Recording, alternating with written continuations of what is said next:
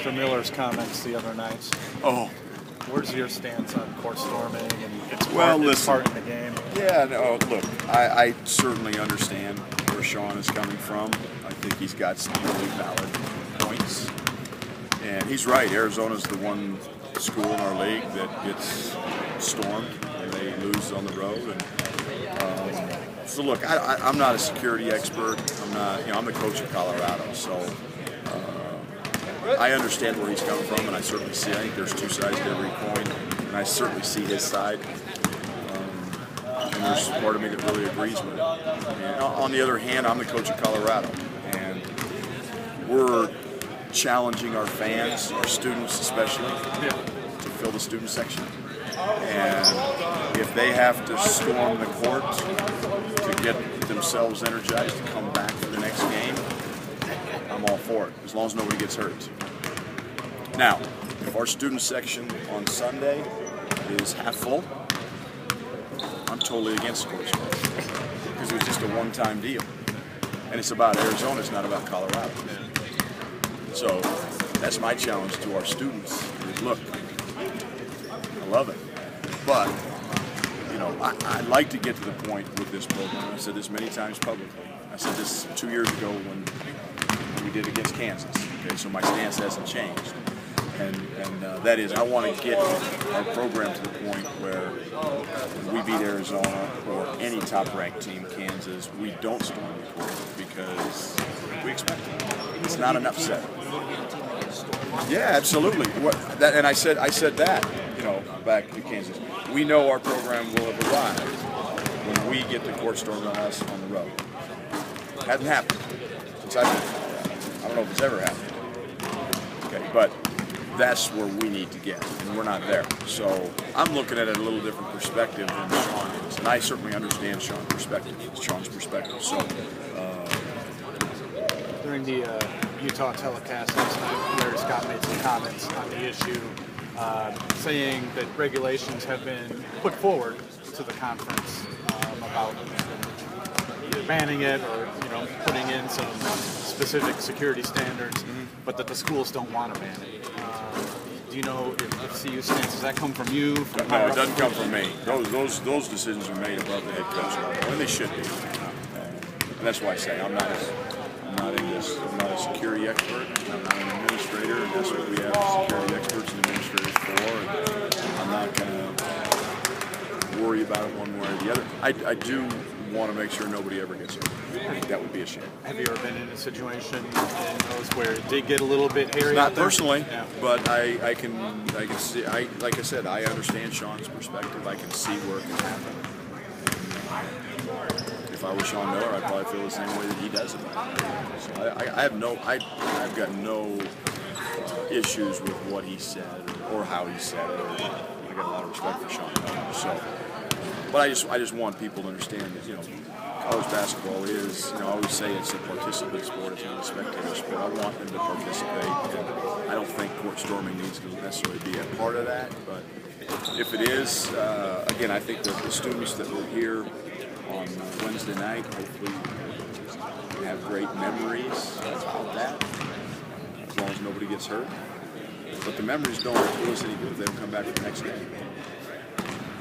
Talked about the students coming back next game. Obviously, last time you guys beat Arizona here, you guys had a letdown the next game. How are you preventing that? We're talking about how important the Arizona State game is, and how if we do have a letdown and slip up against Arizona State, the Arizona game really.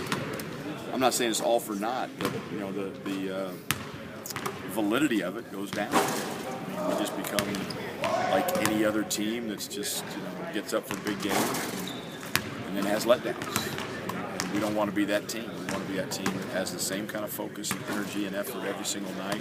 Again, for the most part, I think at home we've done that this year, and our challenge has been on the road, like most people's, and that's a challenge as well. But listen, Sunday is not about court storming. It's not about letdowns. It's not about anything other than, number one, hopefully playing well against Arizona State, but number two is sending 4 seniors out who meant a lot to this program and given a lot to this program for 4 years the way they deserve it. So That's to me what Sunday's about. Those two things. Coach, you're playing your first game against Arizona State this year in your last home game. How quirky is that for you? Well, it was our first game against Arizona. It was our first game against USC, and it was our first game against UCLA. So it's just the way the schedule worked out, and you just play the games as they come. And so it's a little unusual, but they're playing their first game against us too. So it's just the way it is. On one of those seniors, XT, we've talked about his leadership this year. Above the key plays here. Is that what he's brought to this team? Yeah, he's brought leadership. I think this year he's brought consistency. One of the problems we've had with this team this year is consistency, and I think that's why he's moved in, to the starting lineup, is he's provided some stability and some consistency and a mental stability as much as physical. He's had his ups and downs like every player on our team, but think about Xavier, Talton, probably I'd say the last 6 to 8 weeks he's been valid. You can just see it. You can see it at shoot-arounds, you can see it in scouting reports, you can see it in film sessions, you can see it in practice, and you can see it in the games. And that's what he's brought, is that mental stability to a team that really needs it. He and Josh have really stepped up forward, I think, as seniors. This senior class will be responsible for, by the time it's all said and done, probably the NCAA tournament, taking part in 3 NCAA tournaments, 80-something wins. Who class can you hey, that's what we would like you guys to do? I mean, is that the standard? I'm not saying that that's what we would absolutely. Is that a standard that you set for? Yeah, and Thomas Akiazili, Mitch Lombard, who else? Freshman. Kennan? No, Kennan's a sophomore. Those two guys, if we're fortunate enough to get the NCAA tournament this year, now have the ability to be the first players in Colorado history playing 4 NCAA tournaments. And that was a challenge that I laid at a ski worker's feet last year. That he had an opportunity to be the first player to play in 4. We didn't make it. We fell short. So these guys now, guess what? The seniors and the juniors and the sophomores this year can't play in 4. You got to play in 4. You got to play one of the freshman years. So hopefully there's people that come in those recruiting classes that take on those challenges. But the one thing you have to remember about this recruiting class is not only is it just Josh Scott and Xavier Talton, but Xavier Johnson was in that class, Wesley Gordon was in that class. It's a pretty special class. And so those guys redshirted, but they would normally be seniors if they hadn't. And then you're talking about a really class. So it is interesting to see recruiting class. You don't ever know. That's why I'm such a non-believer in recruiting class rankings and the star system and all that garbage, because it doesn't mean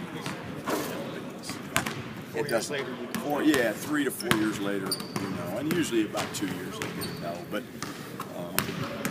that's still a pretty tough standard. Class. It is. No, but there's more to go. There's more to go. And so it's been a great class, and I'm really proud of the guys. They've done some things that haven't been done before, but there's still more that can be done. And so hopefully we can meet some of those challenges as we go down the stretch here. On that recruiting front, obviously it's been this way for a little while now, but it gets magnified when you beat a top 10 team. Down the stretch, you've got 4 players from the state of Colorado on the floor. How special is that? Really special. I kind of hit me when they were introducing the starting lineups. I don't really think about it very often, but yeah, I think it's pretty cool. And it wasn't, it's not always designed that way. We're always going to recruit the state of Colorado as hard and heavy as we can. Just because they're from the state doesn't mean they're going to start, doesn't mean they're going to play a lot. They have to earn it just like anybody else. So it's not about in-state, out-of-state, but it is pretty cool when you're in the University of Colorado and you've got 4 guys in your starting lineup that beat a top 10 team that has McDonald's All-Americans and such high-level players as Arizona does. It's pretty special, pretty cool. Last thing on going back to XT, he said last year was a bad year for him. You've said last year was a bad year for him. As a coach, how gratifying is it to see a guy put it together and go out on a better note? It's very gratifying, but it's more gratifying than XT. And I was just going to say that before I got kind of sidetracked. And But that's the thing I think I'm so proud of with him is the fact that he did have such a disappointing junior year by his, account and by my account. And I think maybe even our fans. He was, because I thought, when Spencer went down that year before, XT really stepped in and really helped us win some games down the stretch without Spencer. He was kind of thrown into the fire, so to speak. And we expected that his junior year. It didn't happen.